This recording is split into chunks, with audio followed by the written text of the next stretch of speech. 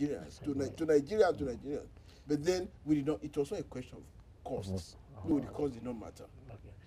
Professor Limhailu? Yeah. Tom. The saying goes, freedom is not free, and of course there is cost attached to it in terms of money, material terms, in terms of Nigerian soldiers going and laying their lives on the line to protect the dignity and the independence of nations and communities. So there is material cost to it, but it is important and justified as a matter of principle. But it's not just a matter of principle. It's also an investment in what it believes in, an investment in security in Nigeria. It's now being clear that with globalization, not only nations around the neighborhood in West Africa, but even countries as remote as other parts of the continent or can have big impact on what goes on. So it is an investment, but also a great act of principle it has done, and it has lived up to its highest principles in terms of supporting anti-apartheid movements, in terms of instability and war that has been going on in different parts of the country. So it's a win-win situation in my view, and it's in the enlightened self-interest of the state to make sure that it gives some consideration to investing in material and human costs for the greater good of both the nation and the continent. What strikes me very much is also the attitude of the masses.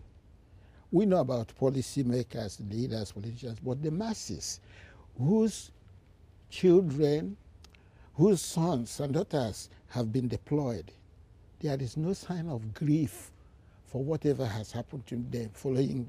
I totally agree with what you said.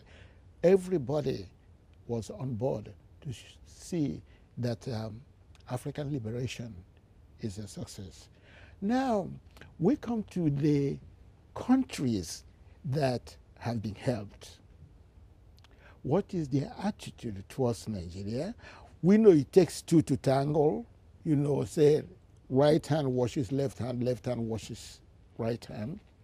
Is there any, some of them have shown signs of gratitude. I remember when Sierra Leone, the president of Liberia, came over to Nigeria, and she exploded in gratitude to the Nigerians for what they have done. Are these countries grateful? Are they showing their gratitude? Well, I think we can look at these issues from two angles. First, at the level of the official level, at the level of presidents and major politicians, there's immense gratitude being displayed to Nigeria. There's hardly any function they do in which Nigeria is not given the pride of place, and everywhere it is mentioned.